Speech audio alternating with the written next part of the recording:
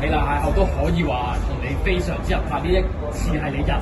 馬瓜所贏到嘅第3場賽馬嚟㗎咯。係啊，美麗邂逅我應該喺第一季我騎嗰陣都已經有騎，咁第一次騎好似1檔，跟住留咗站好多阻礙啦，咁而家3年都係騎翻佢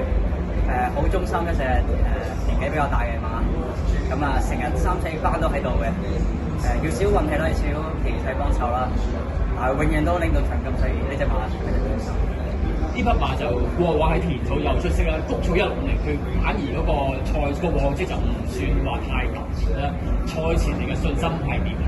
賽前信心都大嘅，咁始終佢1650係佢應該第一季應該係差唔多3、4年前試嘅，咁嗰陣都莫雷拉仲騎緊。比起以前佢更加灌注啦，我覺得佢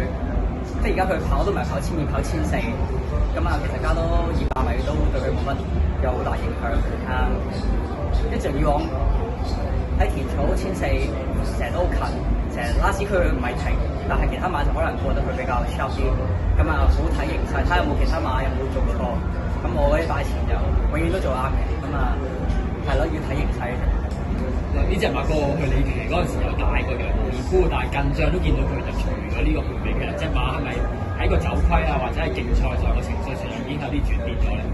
佢好容易會 over racing， 好容易好勁嘅，所以你見我跑真係好少話逼佢出嚟，多數都係佢自己揾翻自己嘅步穩，用自己基本嘅速度擺去前邊。咁有時你有時候睇1200米，照有一場泥地1200米，佢都擺唔到前面5、6位，佢都追得好好。咁其實隻馬就唔好話比得太好，比得太勁，咁後段上面都係。Angus 佢每次嘅賽事都係花咗好多個鐘頭去新比賽，佢見你頭先對答嗰陣時都可以噏到好多資料出嚟，好多記憶勾起翻出嚟。係，咁阿頭嗰啲馬就會比較熟啲啦。咁基本上因為我都日3、4年咯，日日都晨操咁對佢啲馬都好了解。咁就算唔係我跑開佢都好了解。咁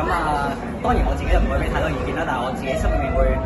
諗好多嘢去有啲 plan 嘅。不過即係亦都當機會一嚟到之後，可能會 suggest 咯。咁多謝頭一直都支持我。無論而家呢一個月我哋都冇交收咧，咁第一個月好好。